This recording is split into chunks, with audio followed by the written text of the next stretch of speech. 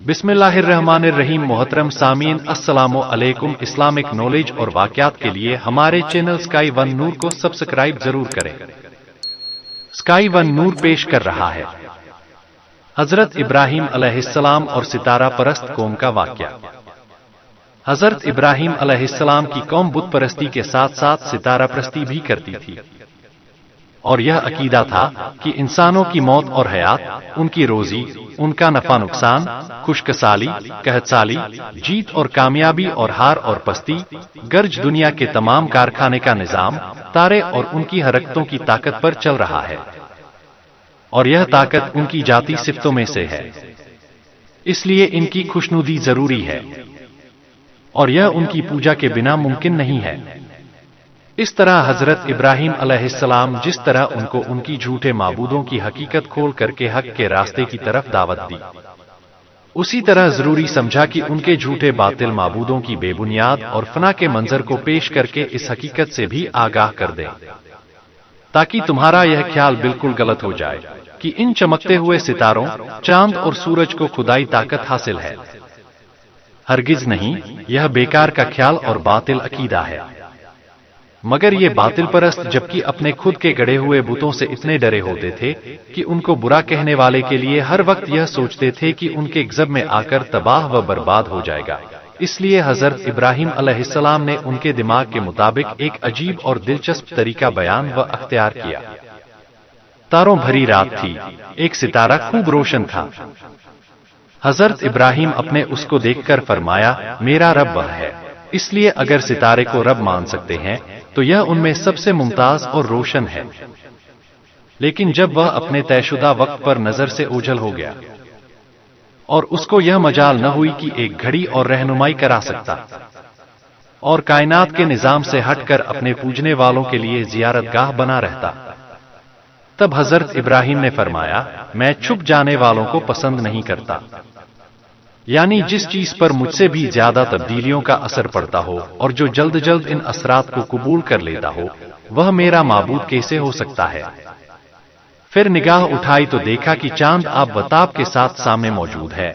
उसको देखकर फरमाया, मेरा रब यह है, इसलिए यह खूब रोशन है और अपनी ठंडी रोशनी से सारी दुनिया को नूर का गढ़ बनाए हुए है। बस अगर तारों को रब बनाना ही है तो इसी को क्यों न बनाया जाए, क्योंकि यही इसका ज्यादा हकदार नजर आता है। फिर जब सुबह का वक्त होने लगा तो चांद के भी हल्के पड़ जाने और छुप जाने का वक्त आ पहुंचा, और जितना ही सूरज के उगने का वक्त होता गया, चांद का जिस्म देखने वाले की नजरों से ओझल होने लगा। तो यह देखकर हजरत इब्राहिम ने एक ऐसा जुमला फरमाया जिससे चांद के रब होने की मनाही के साथ साथ एक अल्लाह की हस्ती की तरफ कौम की तवज्जो इस खामोशी से फेर दी कि कौम इसका एहसास न कर सके। और इस बातचीत का एक ही मकसद है, यानी सिर्फ एक अल्लाह पर ईमान, वह उनके दिलों में बगैर कस्त व इरादे के बैठ जाए। फरमाया, अगर मेरा सच्चा पालनहार मेरी रहनुमाई न करता तो मैं भी जरूर गुमराह कौम में से ही एक होता। बस इतना फरमाया और खामोश हो गए, इसलिए कि इस सिलसिले की अभी एक कड़ी और बाकी है और कौम के पास अभी मुकाबले के लिए एक हथियार मौजूद है, इसलिए इससे ज्यादा कहना मुनासिब नहीं था। तारों भरी रात खत्म हुई, चमकते सितारे और चांद सब नजरों से ओझल हो गए। क्यों? इसलिए कि अब आफताब आलमताब का रुकने रोशन सामने आ रहा है। दिन निकल आया और वह पूरी आब वताब से चमकने लगा। हजरत इब्राहिम अलैहिस्सलाम ने उसको देखकर फरमाया, कया यह है मेरा रब, क्योंकि यह तारों में सबसे बड़ा है और निजामे फल्की में इससे बड़ा सितारा हमारे सामने दूसरा नहीं है। लेकिन दिन भर चमकने और रोशन रहने और पूरी दुनिया को रोशन करने के बाद मुकर्रर वक्त पर उसने भी इराक की सरजमीन से पहलू बचाना शुरू कर दिया और अंधेरी रात धीरे धीरे सामने आने लगी।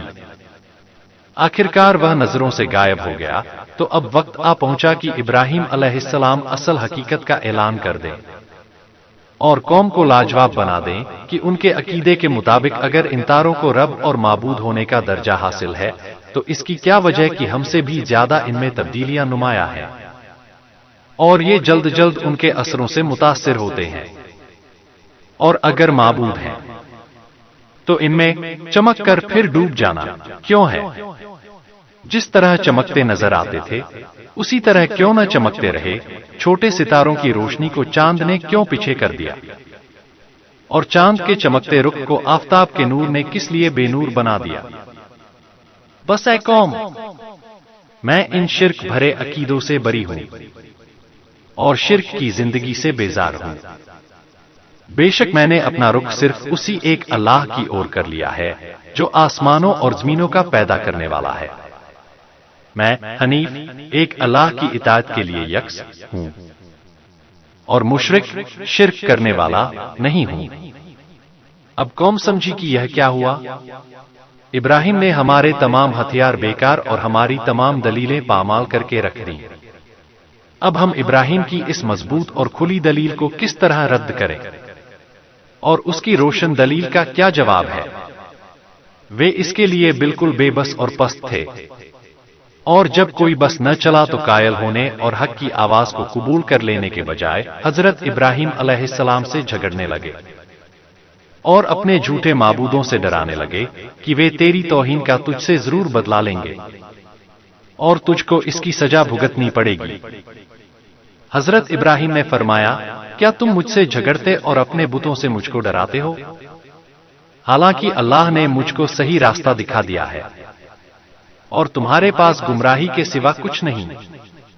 مجھے تمہارے بتوں کی بالکل کوئی پرواہ نہیں۔ جو کچھ میرا رب چاہے گا وہی ہوگا۔ تمہارے بت کچھ نہیں کر سکتے۔ کیا تم کو ان باتوں سے کوئی نصیحت حاصل نہیں ہوتی؟ تم کو تو اللہ کی نافرمانی کرنے اور اس کے ساتھ بتوں کو شریک ٹھہرانے میں بھی کوئی ڈر نہیں ہوتا، جس کے لیے تمہارے پاس ایک دلیل بھی نہیں ہے، اور مجھ سے یہ امید رکھتے ہو کہ ایک اللہ کو ماننے والا اور دنیا کے امن کا ذمہ دار ہو کر میں تمہارے بتوں سے ڈر جاؤں گا۔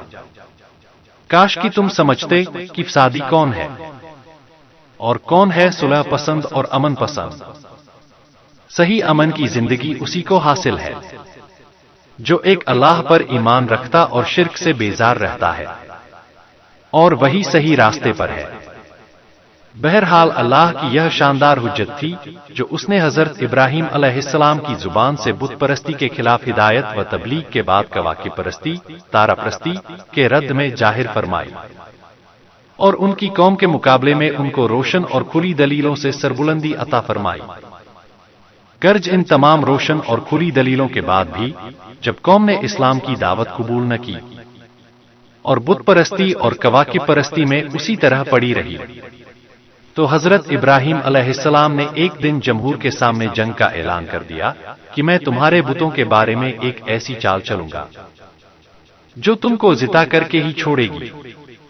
اس معاملے سے متعلق اصل صورتحال یہ ہے کہ جب ابراہیم علیہ السلام نے آجر اور قوم کے لوگوں کو ہر طرح بت پرستی کے عیبوں کو ظاہر کر کے اس سے باز رہنے کی کوشش کر لی اور ہر قسم کی نصیحتوں کے ذریعے ان کو یہ بتانے میں طاقت لگا لی کہ یہ بت نہ نفع پہنچا سکتے ہیں نہ نقصان، اور یہ کہ تمہارے کاہنوں اور پیشواؤں نے ان کے بارے میں تمہارے عقلوں پر خوف بٹھا دیا ہے کہ اگر ان کے انکاری ہو جاؤ گے تو یہ گجبناک ہو کر تم کو تباہ کر ڈالیں گے۔